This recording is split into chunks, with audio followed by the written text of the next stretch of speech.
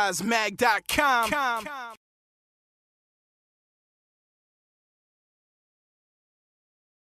All right, so we're here at Otakon 2016 with Erik Kimerer. Kimerer, I'm so sorry. No worries. So first question, who inspires you to become a voice actor? It's gonna break some hearts. Robin Williams, actually. It was the movie Aladdin that really got me into it. I heard his performance as the genie, and every time up until then, watching a Disney movie as a kid, you were just like, oh, that's Aladdin, that's Iago. That was the first time I was like, that's Robin Williams. That's a person behind there. Then I watched Mrs. Doubtfire, where he played a voice actor, and was like, oh, that's a job. That's what people do. And from there, it was just what I've always wanted to do, I guess. Do you have any techniques in getting into character? Techniques into getting into character. Nowadays, we actually just have the luxury of watching the show.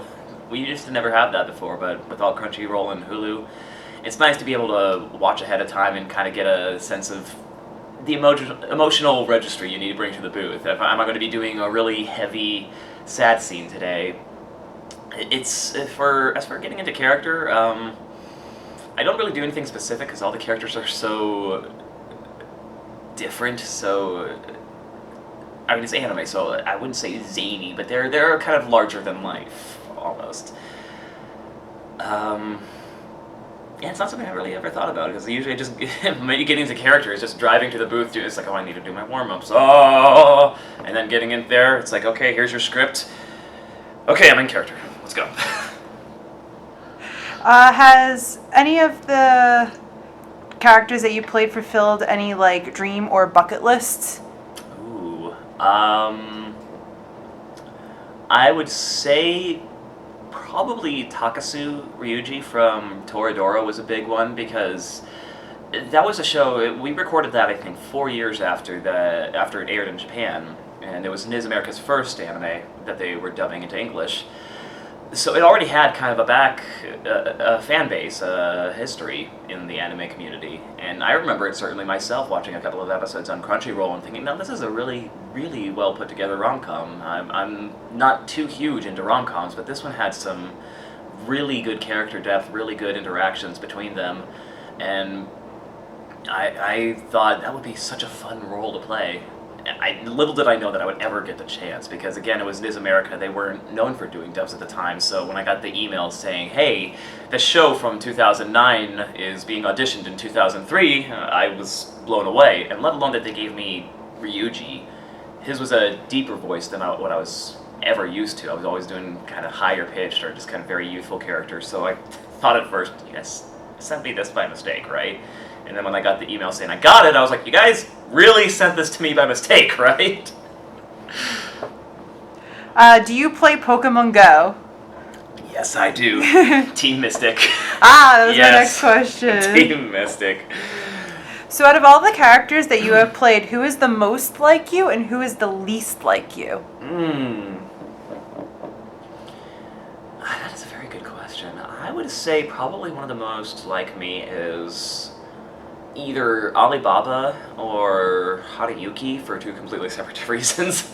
Alibaba is the guy who's really, really driven and willing to do what it takes to... his goal is for the betterment, and he's not willing to go outside of his own morals for it, but he's willing to do what it takes to achieve his goals, and that's kind of what I relate to in him. And Haruyuki simply because he was the geeky kid, kind of picked on, always going home after school playing video games, and that was me in high school. I would always fire up Kingdom Hearts, not really go out, hang out with friends or anything. I would just grind on Sephiroth until I get to level 100.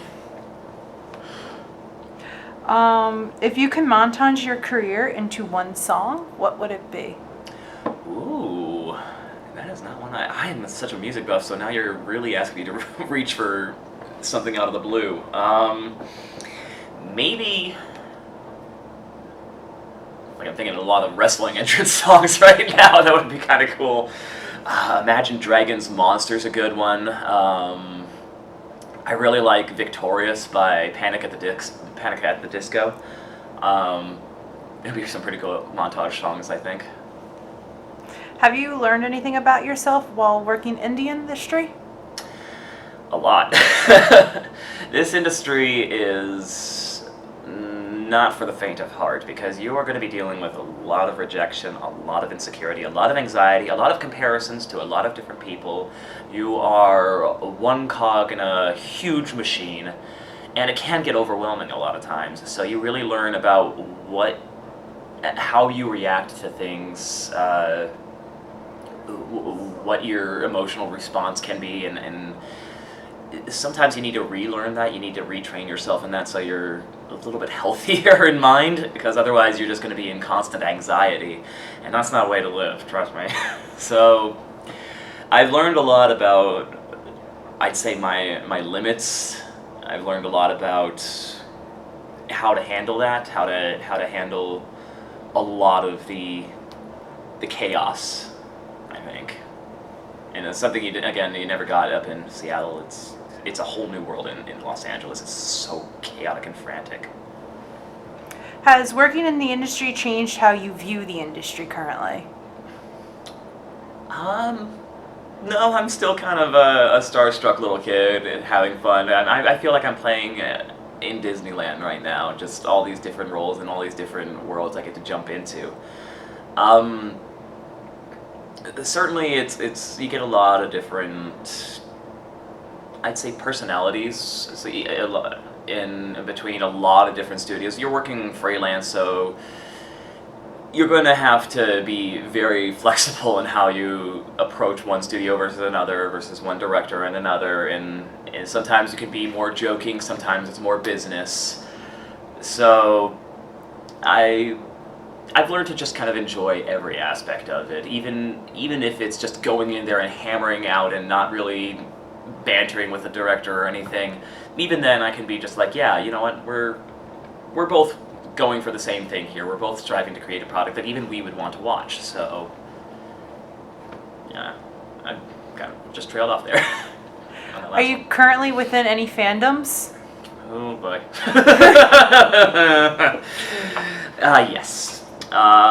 Very much so Overwatch right now. I am huge into Overwatch. I love that game. It's so well done. Rick and Morty. I love that show. It's probably my favorite at the time. What are big fandoms I'm into? Pokemon Go is kind of my rekindled fandom.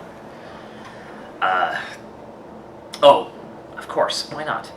Wrestling. I love wrestling. I'm a huge WWE buff. I just started training to be a professional wrestler actually recently, and I hope to incorporate that into my job. And for your last question, do you have any advice for your fans?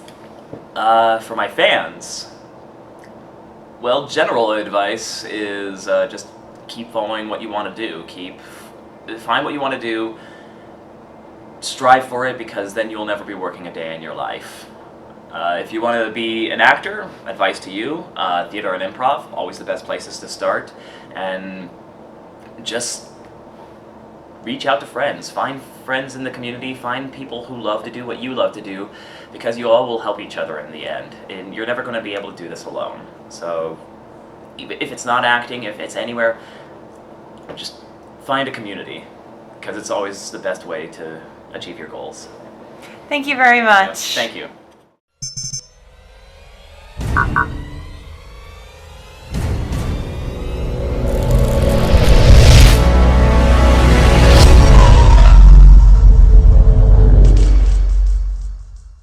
WeRiseMag.com